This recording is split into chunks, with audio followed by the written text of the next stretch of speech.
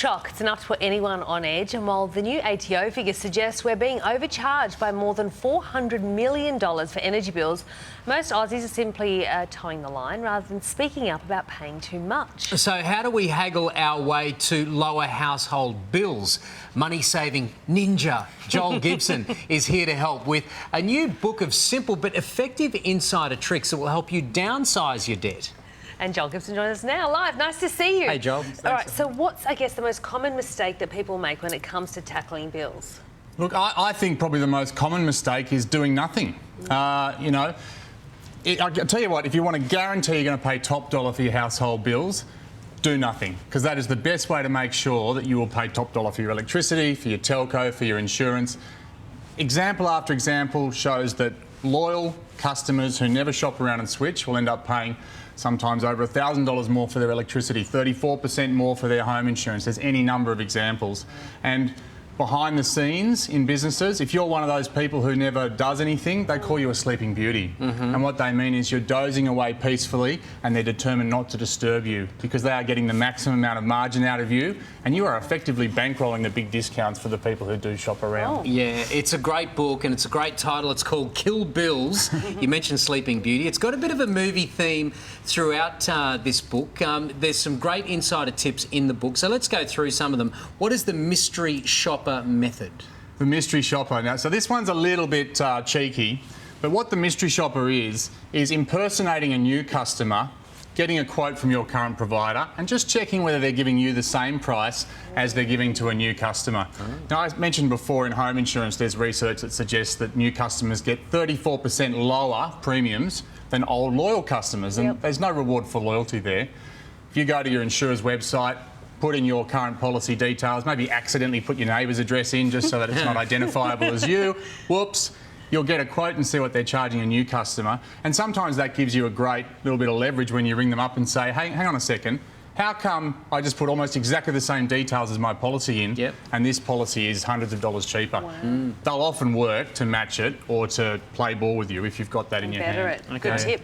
You hear about group discounts for savings on insurance, but what does that actually involve? Well, I work for One Big Switch and we are essentially a people-powered network. More than 1 million households have joined over the last 8 years. What we do is we use that people power to go to providers of insurance, of energy, of a range of different household bills, and we say, what's the best offer you're willing to make to this group of people? So it's all about group buying, it's about people power.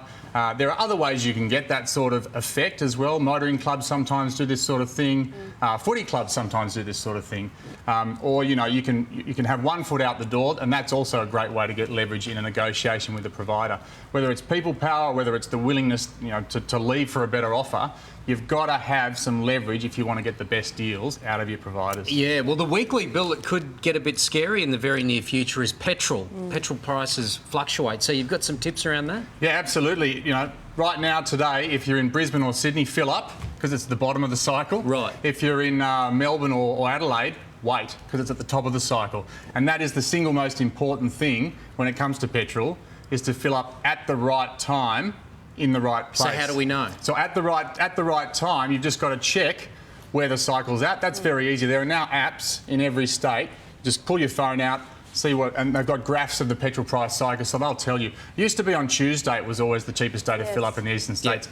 Doesn't work that way anymore, unfortunately. In WA, it's still Mondays, and it's like clockwork.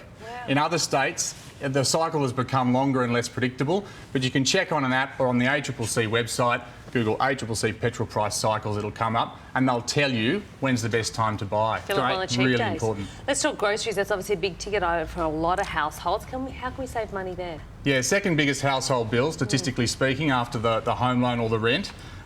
Really difficult one because, I say with bills like energy and insurance, you win one big annual battle and you can save hundreds or even over $1,000. Yeah. With groceries, it's a war of attrition. You've got to make lots of little savings over time using special strategies and habits that you develop, and that can add up to thousands over a year. But I think the important thing is, if you can, shop at more than one supermarket.